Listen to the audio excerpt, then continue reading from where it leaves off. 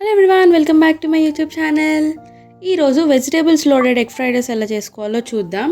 First దానికి కావాల్సింది ginger garlic paste, garam masala, అలాగే ఒక 4 eggs, వాటితో పాటు బాయిల్డ్ రైస్, అలాగే క్యాబేజ్, క్యారెట్, కొరియాండర్, దాంతోపాటు చిల్లీస్ అండ్ ఆనియన్, అలాగే chilli sauce, soya sauce and vinegar.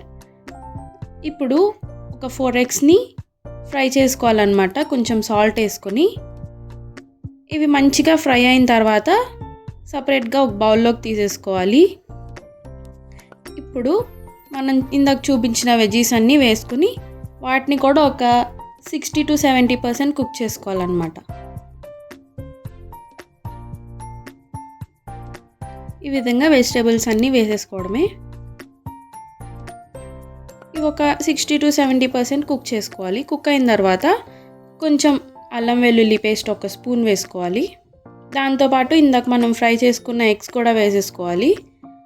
అలాగే ఇప్పుడు సోయా సాస్ వేసుకుని ఒక స్పూన్ సోయా సాస్, ఒక స్పూన్ చిల్లీ సాస్, అలాగే రైస్ కూడా వేసేసుకుని ఒకసారి మంచిగా మిక్స్ చేసేసుకోవాలన్నమాట. ఇదంతా హై ఫ్లేమ్లో చేసుకుంటేనే బాగుంటుంది మిక్సింగ్. దాంతోపాటు మసాలాస్, గరం మసాలా, ధనియా పౌడర్, కొంచెం వెనిగర్, ఒక స్పూన్ వెనిగర్ చాలు.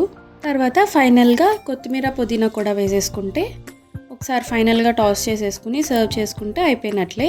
సో ఈ వీడియో కనుక మీకు నచ్చినట్లయితే please like, share and subscribe. Thank you for watching.